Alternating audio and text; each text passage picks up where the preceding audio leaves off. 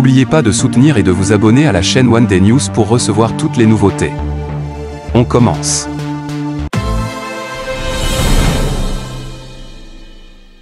Deux femmes chères à Jean-Marie Le Pen ont joué un rôle central lors de cet hommage.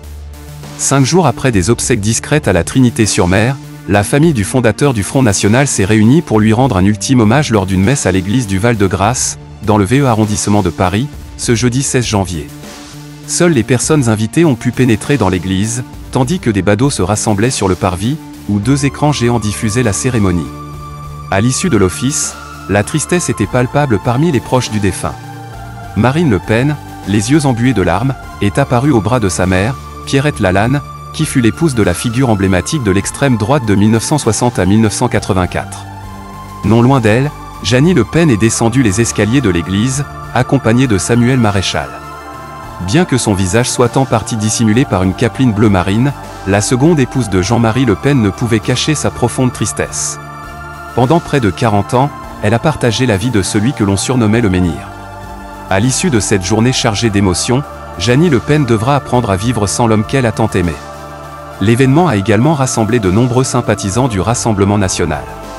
Environ 500 personnes avaient été officiellement conviées, parmi lesquelles de nombreux cadres et élus du RN, tels que le président Jordan Bardella, Steve Briois, Sébastien Chenu, Jean-Philippe Tanguy et le sénateur Stéphane Ravier. Des figures politiques comme Éric Zemmour, président de Reconquête, Éric Ciotti, allié du RN depuis les dernières législatives, ainsi que Philippe de Villiers, étaient également présents pour cet hommage poignant.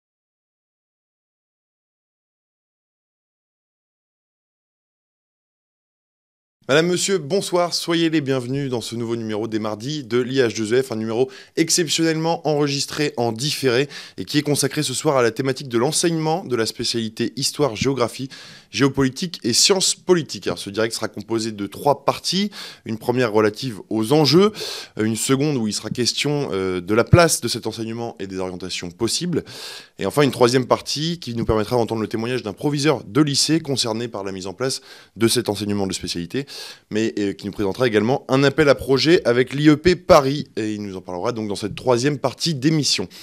Nos intervenants, justement, ils sont 3, ils sont à distance aujourd'hui. Florence Smith, qui est inspectrice générale de l'éducation, du sport et de la recherche, bonsoir.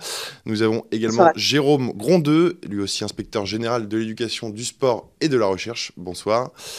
Et enfin, Dominique Haro, qui est proviseur du lycée Léonard de Vinci à Soissons, dans l'académie d'Amiens. Alors, ce soir, bien sûr, vous ne pourrez pas interagir avec nos intervenants via le système Mentimeter que vous avez l'habitude d'utiliser, mais vous pouvez réagir à cette émission sur Twitter avec le hashtag direct IH2EF.